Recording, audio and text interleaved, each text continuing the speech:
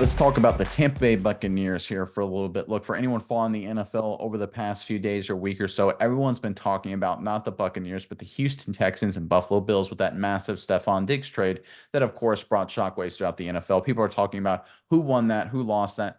Was the Texans potentially making a steal? But while that was going on, people haven't been paying enough attention to, I think, potentially one of the steals of the offseason. And that, of course, involves the Tampa Bay Buccaneers acquiring pass rusher Randy Gregory. Let's get into the report and then we'll talk about it more in detail on the other side.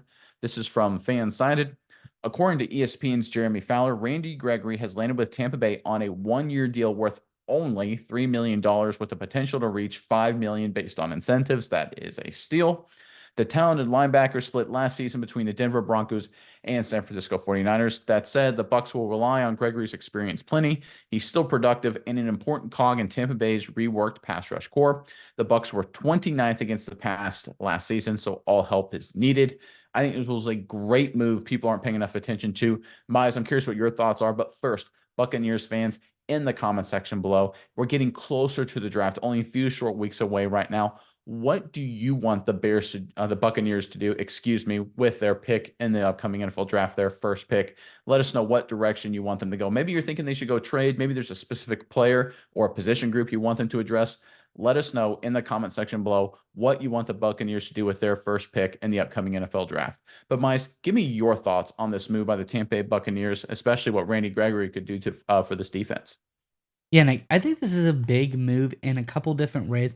I think it's probably a really low risk, super potential high reward here for the Buccaneers.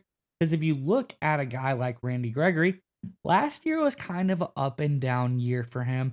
I think it was not his best performance, but you sign him to a mega, as you allude to, steal of a deal, super cheap price for Randy Gregory, who the previous 3 years has been absolutely fantastic, especially as a pass rush specialist, and he's good in run defense as well.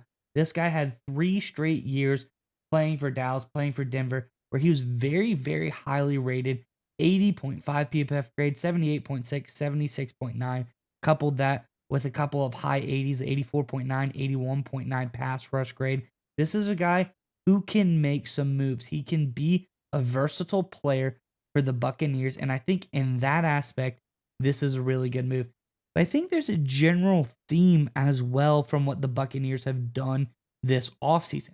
You see the big keeps from guys like Baker Mayfield signing a big deal to stay with the Bucs, as well as Mike Evans signing another deal, cementing himself to be with the Bucs for a while they let some other guys go. They know who they want, they know who they don't, and when they fill in the gaps, they seem to be bringing in guys under the radar for really cheap, really low risk deals.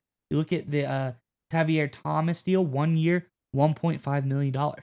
That's a pretty steal of a deal. You look at the Ben Bredesen, the guard from New York they bring in, 1 year, $3 million.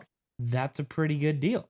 You look at Jordan Whitehead, a great safety from the Jets who can play in the box very well, who the Bucs are familiar with for his past time there. 2 years, $9 million for a high-end safety. Not too expensive. Then finally, Bryce Hall, Iupta, the guard, 1 year, $1.1 million, 1 year, $1.3 million, and obviously Gregory. It seems like the Bucs and Jason Light have been doing a lot of really smart deals, bringing in guys on low-risk salaries, trying to get the most out of them. And I think this was the biggest hit for them yet, as far as the guy that has the most potential to come out and improve this Bucs team.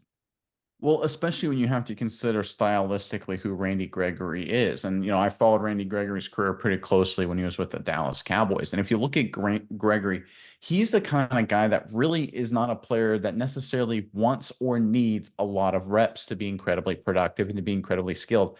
In fact, he's one of these guys that the fewer he plays, the more plays he makes, which sounds kind of weird, but that's just stylistically how he is. He is a speed, explosive playmaker off the edge. the more offensive linemen get used to him, the less effective he becomes. He's just kind of weird in that regard. He does his best work when he's surrounded with a bunch of good quality pass rushers and he only has to come in certain packages. Of course, the Dallas Cowboys with guys like Micah Parsons and DeMarcus Lawrence, when he was with the Cowboys, gave Randy Gregory that opportunity, and that's where Randy Gregory made some of his best performances. You look at now with the Tampa Bay Buccaneers, I think it's stylistically very similar to that in the fact that the Buccaneers have a really deep, solid defensive line, and they don't have to rely on Gregory playing a lot of those snaps. If you go down this roster, it's incredible. And I'm not even going to bring up Vea because he's a nose tackle. Thinking about strictly pass rushers, playmakers, you've got, of course, Kalijah Kancey, who I think is going to be a superstar. Logan Hall is really good. Yaya Diaby, young guy who's getting better and better. Shoyinka, I think, is a guy who is underrated as well. Losing Shaquille Barrett hurt, but again, Barrett's kind of the opposite. He needed to play more to be more productive. That was his style. Gregory's one of these guys who says, listen, give me 20 pass rush snaps a game.